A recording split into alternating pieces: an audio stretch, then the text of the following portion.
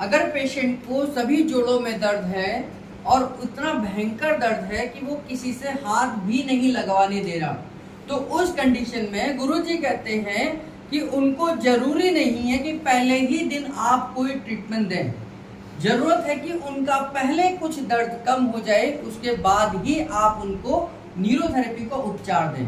तो उस समय पर हमें क्या कराना है, उनको मुखादुती करनी है।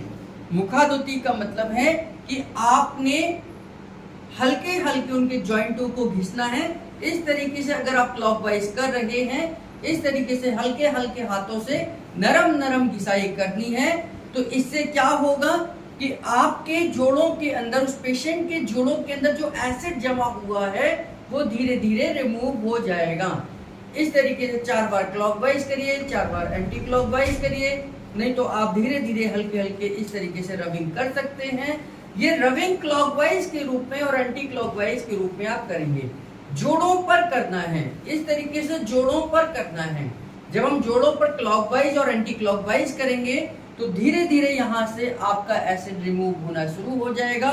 और जिन लोगों को ये लगता है कि पेशेंट को बहुत ज्यादा दर्द है, तो उनको केवल आप बिठाकर पूरे सभी जॉइंटों की घिसाई करते रहिए और पेशेंट को कहना है मुखादुती करनी है।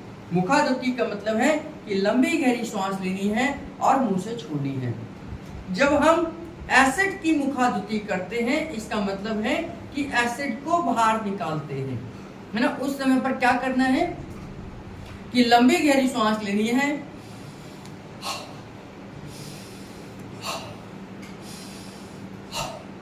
लंबी गहरी सांस लेनी है और झटके से पूरा मुंह खोलकर हवा को छोड़ना है, झटके से छोड़ना है।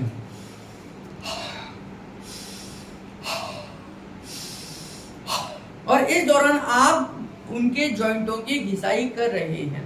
ध्यान रहे कि जॉइंटों की घिसाई करते समय हम नीचे से ऊपर की तरफ जाएं, यानी कि पहले पैरों की जॉइंट घिसाई करें। आपने कुर्सी पे बिठा दिया तो पैरों के एंकल जॉइंट को करें, एडी को करें, एंकल जॉइंट को करें, फिर घुटने को करें, फिर कूल्हे की जॉइंट को करें। फिर आप धीरे धीरे उनके पीछे ऑर्गन क्लेंच टाइप में करें। फिर उसके बाद में आप कंधों की करें, हाथों की करें, उंगलियों की करें, उंगलियों का कलाई की करें, कलाई का कोहनी से करें, कोहनी के बाद कंधों की करें और कंधों से फिर वो बाहर आ जाएगा। अगर आपने उल्टी करी, यानी कि आपने नीचे से ऊपर से नीचे की तरफ करी या ऊपर से नीचे की तरफ करी, तो इससे आपका एसिड उतना प्रॉपर बाहर नहीं निकलेगा जितना निकल सकता था। तो जब तक अगर पेशेंट को जोड़ों पर हाथ लगाते ही दर्द है, वो ट्रीटमेंट ले ही नहीं सकता, तो उस समय तक गुरुजी कहते हैं कि हमें मुखादुती का सहारा लेना चाहिए। हमें मुखादुती करानी है पेशेंट से और धीरे धीरे जॉइंट घिसाई करते जाइए, जॉइंट घिसाई करते जाइए, मुखादुती कराते जाइए। आप देखेंगे कि अगर हम एक बार में 150, 250, 200 बार मुखादुती और जॉइंट घिसाई कराते हैं, तो 2-3 दिन के बाद वो आपको हाथ लगाने लायक हो जाएगा, यानी कि अब आप उसको न्यूरोथेरेपी का उपचार दे सकते हैं, जिसमें खास तौर से अगर दोनों में दर्द है तो न्यू स्टार मॉडिफाइड फॉर्मूला इस्तेमाल करेंगे। अगर एसिड में पेन ज्यादा है तो न्यू स्टार एसिड का इस्तेमाल करेंगे। अगर अल्कलाइन में दर्द ज्यादा है तो न्यू स्टार अल्कलाइन के फॉर्मूले का इस्तेमाल करेंगे।